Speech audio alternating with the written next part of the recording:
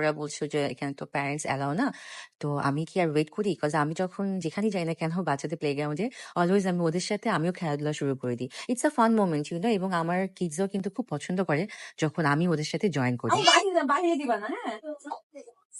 আমাকে দিবা? দাও দাও দাও দাও দাও। অনেক আসবে। আচ্ছা দাও, আমাকে সব দিয়ে দাও। সব দিয়ে দাও আমাকে। সব। সো অলরেডি দেখতেই পাচ্ছেন আমি কিন্তু অলরেডি ওদের সাথে গ্রাউন্ডে বসে গিয়েছি খেলার জন্য। সো অ্যাজ আই সেড যে আমাকে কি ওয়েট করা যায়? তো আমিও বাচ্চাদের মতন খেলাধুলা করা শুরু করে দিলাম। আর এটা দেখে সবাই আর আমাকে থামাতেও পারেনি। অ্যান্ড আশেপাশে যারা ছিল, যারা আসলে দায়িত্বে ছিলেন, ওরাও অনেক মজা পাচ্ছিল। কজ আমার জন্য অন্যান্য বাচ্চারাও এসেও আমার সাথে খুব খেলাধুলা করছিল।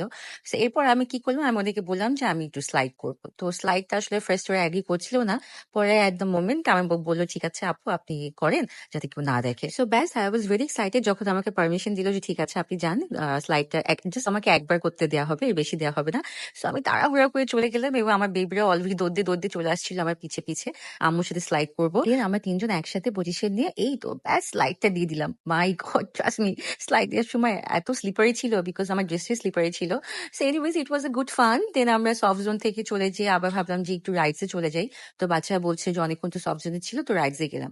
তো রাইডস আমরা যে দেখতে পেলাম ওদের আহামরি কিছু রাইডস ছিল না, সবই আসলে 5, 6, 7 ইয়ার্স এর ওল্ডের মধ্যে ছিল। বাট রাইডস এর যেটা একটা ভালো অপশন ছিল সেটা হচ্ছে যে 12 বছর পর্যন্ত বাচ্চারা ওই রাইডস গুলাতে উঠতে পারবে।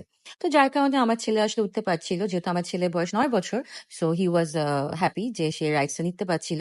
তো অনেক ছোট একটা জায়গার মধ্যে আসলে করেছে। তো আর একটা ডিসঅ্যাডভান্টেজ ছিল, সেটা হচ্ছে যে কোনো কিছুতেই আসলে নাম লেখা ছিল না। যে আমি আপনাদেরকে যে স্পেসিফিকলি যে একটা রাইডস এর স্লাইডস এর সফট জোন থেকে শুরু করে একটা যে নাম আপনাদের সাথে মেনশন করব, সেটা আমি আসলে বুঝতে পারছিলাম যে কি নাম দিয়েছে ওরা। তো আমি আমার মতন করে নামগুলো আসলে বানিয়ে ফেলছিলাম। Then দেখতেই পাচ্ছেন ওদের কিন্তু এখানে পিয়ানো আছে, বাট আনফর্চুনেটলি পিয়ানো কিন্তু কাজ করে না। সো আমি এমন একটা অ্যাক্টিং করছিলাম যে ও মাই গড আমি কি সুন্দর পিয়ানো বাজাচ্ছি, but it's just a show off. এটা একদমই কাজের ছিল না। তো এটা দেখে আবার আমার মেয়ে আবার দৌড় দিয়ে চলে আসছে যে চালানোর জন্য।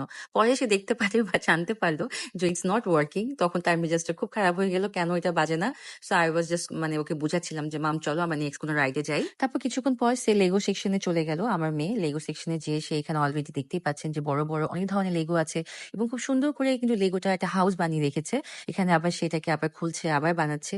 ও বাই দ্য ওয়ে বলতে ভুলে গিয়েছি, আমরা যে প্লেগ্রাউন্ডে এসেছি, এই প্লেগ্রাউন্ডের নামটা আমার শুরুতে আসলে আমি বলতে ভুলে গিয়েছিলাম। প্লেগ্রাউন্ডের নামটা হচ্ছে কিডস মেনিয়া।